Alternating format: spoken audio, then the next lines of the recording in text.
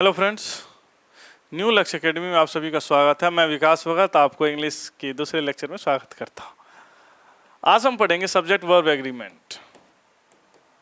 Subject verb agreement, इससे आप क्या समझते हो? वर्ब मतलब होता है क्रिया जो काम करता है, और सब्जेक्ट मतलब होता है जो मेन करता धरता। कहीं भी आप जाते हो ना, आप पूछते किसने किया ये काम, किसके द्वारा किया गया ये काम। इट मीन्स दैट कौन है इसमें मेन, तो उसी को हम सब्जेक्ट कहते हैं। तो पहले आपको किसी भी सेंटेंस में सब्जेक्ट ढूंढने आना चाहिए। जब तक आप सब्जेक्ट ही नहीं, मालिक ही नहीं पता रहेगा, तो आप किसको दोगे पैसे? जैसे होता है ना, किसी के फंक्शन में जाते हो आप, तो पहले मालिक से एक बार चेहरा दिखाते, चलो मैं भी तेरे यहाँ आया हूँ भाई, फिर मेरे यहाँ भी आएगा ये। तो क्या करते हो आप? मेन सब्जेक्ट के पास जाते हो, तब उसके अलावा उसके अकॉर्डिंग आप काम करते हो, क्रिया करते हो। जैसे देखिए मैं आपके यहाँ आया खाना खाने के लिए, तो मैं पहले क्या करूँ? पहले आपसे मिलूंगा। ऐसे जाते तो खाना नहीं खाते, हाँ खाते भी हैं तो भीड़ रहता, तो कुछ प्रोग्राम होता तो खा लेते, फिर लास्ट में मिल के जाते हैं एक बार। तो मेन क्या होता है? मेन सब्जेक्ट के अकॉर्डिंग काम करते। सब्जेक्ट नहीं रहेगा तो वर्ब क्या करेगा करके? कुछ नहीं रहेगा। मैं रहूंगा ही नहीं तो खाना किसके लिए खिलाया जाएगा? तो मेन होता है पहले सब्जेक्ट। अब ये वाली बात मत पूछ लेना सर, पहले मुर्गी आया अंडा आया। तो मुर्गी आया अंडा आया, ये तो आप ही समझ लो अपने भाषाओं में। लेकिन वर्ब का मतलब होता है क्रिया जो काम करता है, किसके अकॉर्डिंग? सब्जेक्ट के। एग्रीमेंट होता है इन दोनों के बीच में समझौता। इन दोनों के बीच में क्या समझौता हुई है भाई? इसी को सब्जेक्ट वर्ब एग्रीमेंट कहते हैं। आप कभी ये बात भी नहीं समझ पाए हो? इसके पीछे रीजन क्या है, कभी हम लोग बेसिक पे ध्यान ही नहीं दिए। पहला लेक्चर देखिए, आप सब्जेक्ट को ढूंढना सीखिए। सब्जेक्ट आपको आ गया, उसके अकॉर्डिंग आप वर्ब कीजिए। आप किसी को मार रहे हो तो आप देखते हो ना अगला कितना ताकतवर, वो सब्जेक्ट जो अगला कितना पावरफुल है, उसके अकॉर्डिंग आप इंसान ले जाते हो, उसके अकॉर्डिंग हथियार लेके जाते हो, तब आप उनको पीटते हो, मारते हो। तो सब्जेक्ट के अकॉर्डिंग ही काम होता है। अब आपके यहाँ 100 आदमी खाना खाने के लिए, एक आदमी का बनाओगे तो नहीं होगा ना। तो आप पहले सब्जेक्ट पे फोकस करते हो, क्या सब्जेक्ट क्या कह रहा है, मेन काम क्या है, उसके अकॉर्डिंग आप फिर काम करते हो। एग्रीमेंट होता है इन दोनों के बीच में समझौता। सब्जेक्ट जो है, वर्ब जो है, सब्जेक्ट को समझता है। दूसरी बात देखिए, अब आपको यही नहीं पता सब्जेक्ट क्या होता है। पता होगा बहुतों को, बहुत को नहीं पता। तो सब्जेक्ट वर्ब एग्रीमेंट आप बहुत अच्छे से समझ गए। तो पहले किसी भी सेंटेंस में सी इज अ गर्ल, तो सी, अब आप इसमें तुरंत ढूंढ लिए सी सब्जेक्ट है। दूसरा सेंटेंस देखते हैं भाई साहब सिट डाउन। अब बताओ इसमें क्या सब्जेक्ट है भाई साहब?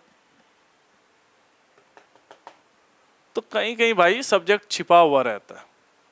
जैसे देखिए सी इज अ गर्ल, अब बोलोगे आप कैसे सर फाइंड किए? सब्जेक्ट जो हम फाइंड करते हैं, what,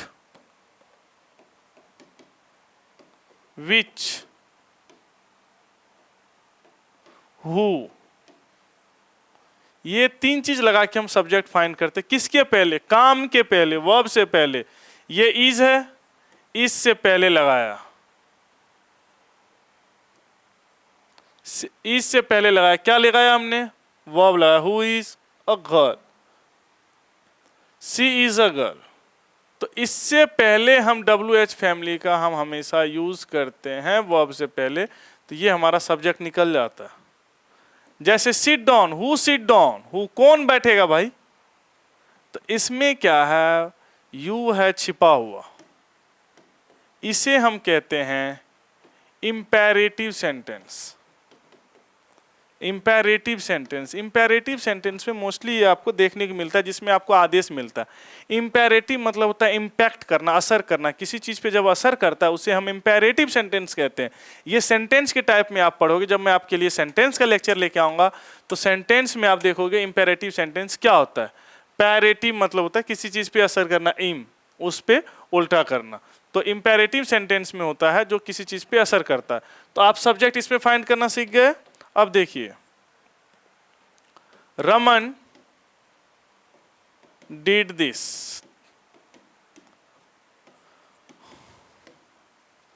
who did this, Raman, Raman जो है आपका क्या हो गया, सब्जेक्ट। तो सब्जेक्ट फाइंड करने आ गया। अब इसके अकॉर्डिंग आप क्या करते हो, वर्ब का यूज करते हो, उसके अकॉर्डिंग वर्ब का यूज होता है। और आपको बहुत ही अच्छी चीज मैं बताता हूँ, ये शायद आपने कहीं लेक्चर देखा नहीं होगा और देखे भी बहुत से बहुत एक से एक महान टीचर है, इसलिए मैं अपने आप को महान नहीं कहता हूँ। ये बात आपको पता होगा सिंगुलर प्लूरल, मैं सब्जेक्ट के लिए बता रहा हूँ। जब आप प्रोनाउन में पहला चैप्टर पढ़ोगे, पहला टॉपिक जो पढ़ोगे, क्या पर्सनल प्रोनाउन, पर्सनल मीन्स क्या होता है, पर्सनल मतलब नहीं होता अपना, नहीं होता, पर्सनल मीन्स होता पर्सन, पर्सन ऑल, पर्सन के लिए जितने भी चीज यूज किए उसी को पर्सनल प्रोनाउन कहते हैं। अब पर्सन, सब्जेक्ट, ऑब्जेक्ट इन सब के लिए भी यूज होता है। पहले हम सब्जेक्ट के लिए पढ़ते हैं, आपको पता है सिंगुलर। 2 मिनट बने रहो बस, बहुत ही अच्छा मजा आएगा आपको। एंड प्लूरल, अब देखिए फर्स्ट पर्सन होता है, आप लोग अरे यार सर क्या पढ़ा रहे हो, परेशान हो गया मैं चाहता हूं, ये मेरा बार बार इसलिए कह रहा हूं, मैं चाहता हूं मेरे पूरे यूट्यूब वीडियो पे आप एक बार बने रहो लास्ट तक, और आप देखो आपको कुछ नया नया मिलेगा ही, इसलिए बार बार कहना पड़ता है क्योंकि मैं नया टीचर हूं आपके लिए, तो थोड़ा सा तो भाई साहब बनाऊंगा ना अपने आप को। तो फर्स्ट पर्सन होता है बोलने वाला, speaker. Second person is listener. Third person is the person whom you are speaking about. कौन स्पीकिंग करता है, फर्स्ट पर्सन। जैसे मैं आपको बोला तो अभी मैं फर्स्ट पर्सन, आप सेकंड पर्सन, किसी और के बारे में बोला। और यदि आप मुझे बोलोगे तो आप फर्स्ट पर्सन, मैं सेकंड पर्सन। तो क्या बोला मैंने, जो जैसे काम करता है उसका जगह वैसा हो जाता है। तो ये नहीं ऐसा होता नहीं आज आपके पिता हैं तो पूरी दुनिया के पिता हैं, नहीं, वो आपके फादर, मेरे फादर कोई और है। समझो मेरी बातों को। फर्स्ट पर्सन जो होता है, फर्स्ट पर्सन में आप एक चीज देखो, आई। जब आप अपने बारे में बात करते हो आई, अकेले के बारे में सिंगुलर में। जब आप बहुतों के साथ बात करते हो तो वी। सेकेंड पर्सन में आप किसी को बोल रहे हो यू, यू का प्लूरल भी होता है यू। ही, थर्ड पर्सन जिसके बारे में आप बोल रहे हो ही, सी, इट और नेम, इनके लिए हम क्या यूज करते हैं, दे। अब इस पे आप थोड़ी देर के लिए दिमाग दो, मैं आपको कंप्लीट यूज सिखा दूंगा। Is, am, are, was, were, has, have, had भी सीखना, और इसी से आप देखना टेंस में भी आपको प्रॉब्लम नहीं आएगी। सब्जेक्ट वर्ब एग्रीमेंट का ये पार्ट है आपका, और इस पे कभी टीचर फोकस नहीं करते। आपको सीधा क्वेश्चन ये रहा 2028 में, सॉरी 2018 में पूछा गया, बच्चे खुश हो, अरे मैंने रट लिया। फिर वहां पे क्या होता है, एक बात आपको बता दो, चलो 2 मिनट के लिए डिस्टर्ब करूंगा, सिर्फ 2 मिनट कुछ सेकंड के लिए। 5 लाख आदमी मेरे यहाँ किसी ने जॉब के लिए आया, और उसमें मुझे एक की जरूरत है, तो 5 लाख में से एक लूंगा तो मैं उनमें सारा क्वालिटी देखूंगा। पहले क्या होता था, 5,000, 200, 300 आदमी गवर्नमेंट जॉब के पीछे कोई जाता ही नहीं था। तो वो क्या होता था, उसमें से ही अब मेरे पास एक ही ऑप्शन है, तो तू ही रह भाई, तुझे कुछ आता ना जाता होगा। तो यहाँ पे जब ऑप्शन मिलती है तो उसमें ज्यादा कंपटीशन होता है। ये मत सोचा करो अरे क्वेश्चन तो इजी था, क्वेश्चन इजी था तो सबके लिए इजी था, क्वेश्चन हार्ड था तो सबके लिए हार्ड था। और गवर्नमेंट जो पेपर लेती है वो ऐसा नहीं है जो अरे भाई सब ऐसा ही क्वेश्चन पूछ लिया गया, नहीं, वो ओवरऑल कैलकुलेशन करके, क्योंकि मुझे 5,000 बच्चे को ही लेना है, तो उस अकॉर्डिंग वो क्वेश्चन को सेट करते, चाहे कितने भी बच्चे आ जाए, जिससे उनका उस तरीके से बच्चे को निकाल पाए। पहला चीज जो आपके लाइफ में आपको हमेशा रखना है पेपर देने टाइम, प्रेजेंस ऑफ माइंड। जिसका प्रेजेंस ऑफ माइंड पेपर के टाइम पे सही है वही भाई साहब क्वेश्चन करके आता है। लेकिन सबको पता है नाउन क्या होता है, लेकिन वहां पे भूल जाते हो। भूलते ये नहीं हो, वो कंफ्यूज करके देता है। अब देखिए आई है, अब बहुत ही अच्छे तरीके से ये देखो, मैंने एक हैमर बनाया, ये मेरा बहुत ही फेमस चीज आई है, बना दिया। अब आप इसमें देखना, when you are talking about yourself, जब आप अपने बारे में, खुद के बारे में बात करते हो, किसके बारे में, खुद के बारे में, तो आप क्या लगाओगे, आई के साथ एम लगाओगे। आई के साथ क्या लगाओगे, हमेशा एम। तो ये देखो वर्ब का यूज कर रहा हूं मैं सब्जेक्ट के अकॉर्डिंग। आगे गौर कीजिए, इसका प्लूरल जब आप सबके बारे में बात करोगे तो उसके साथ हम क्या लगाएंगे, आर लगाएंगे। अब इसको छोड़ देता हूं, ठीक है।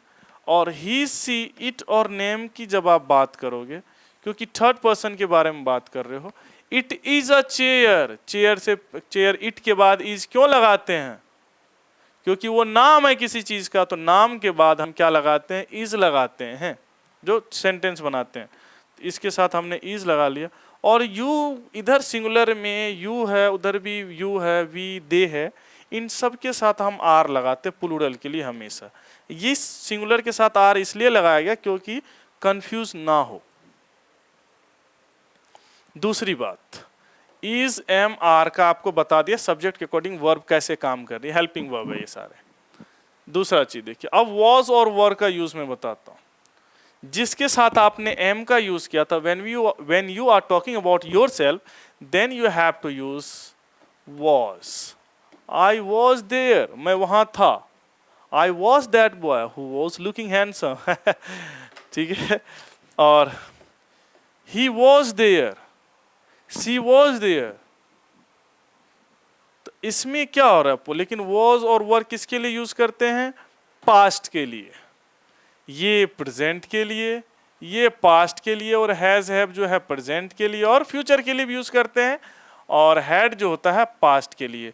और इन सब का भी फॉर्म होता है। आपको ये पता है इज कौन सा फॉर्म है वर्ब का, बताइए मुझे, कमेंट में बता देना यदि आपको पता हो। इज जो है वर्ब का 5th फॉर्म है, ये मैं आपके उसमें बताऊंगा। बी क्या है, फर्स्ट फॉर्म है। एम आर जो है, बी क्या है आपका वर्ड है प्रेजेंट, उसमें बी मतलब क्या होता, होना, कोई काम कब होगा। बी क्या है, होना, इसका मतलब first form, second form, third form, fifth form, fourth form, fifth form. Be am are second form क्या हो जाएगा, was were, third form been, fourth form being, और फिफ्थ फॉर्म जो हो जाएगा इज हो जाएगा आपका। तो भाई साहब जब तक आपको पता ही नहीं वर्ब क्या है, घिसे जा रहे हो। टेंस का आप मेरा लेक्चर देखना, टेंस के लेक्चर में आपको थोड़ी सी भी प्रॉब्लम नहीं होगी। और रटने, अरे लैंग्वेज का भी रटा जाता है, फीलिंग जो होते हैं समझता है, नहीं यार वो लड़का मेरे पीछे बहुत कर रहा है, मुझसे प्यार करता है, नहीं यार वो ऐसा ही है, मतलब से कर रहा है। तो आप क्या समझते हो, अगले के फीलिंग को समझते हो। कोई आपके लिए कुछ कर रहा है तो आप सोचते हो नहीं यार ये तो मेरे माँ बाप मेरे अच्छाई के लिए कर रहा है। कोई आपको दोस्त यार दोस्त ज़्यादा करते हैं तो नहीं यार इसमें कुछ इसका मतलब ही है। तो ये सब चीज़ इसमें देखा जाता है। तो आप हमेशा फीलिंग पे जाओ, समझो। लैंग्वेज जो है टोटल फीलिंग की बातें होती है, और आप जो फील करते हो वही बोलते हो, जो अगला फील करता है वो बोलते हो, और आप अपने अकॉर्डिंग से उसको जो फील करते हो आप अपने अकॉर्डिंग उनको एज्यूम करते हो। That's it. अब देखिए वॉज वर का यूज बताता हूँ, ये भी मैंने बता दिया। और प्लूरल में जितने होते जिसके साथ आर यूज होता है उसके साथ वर यूज होगा।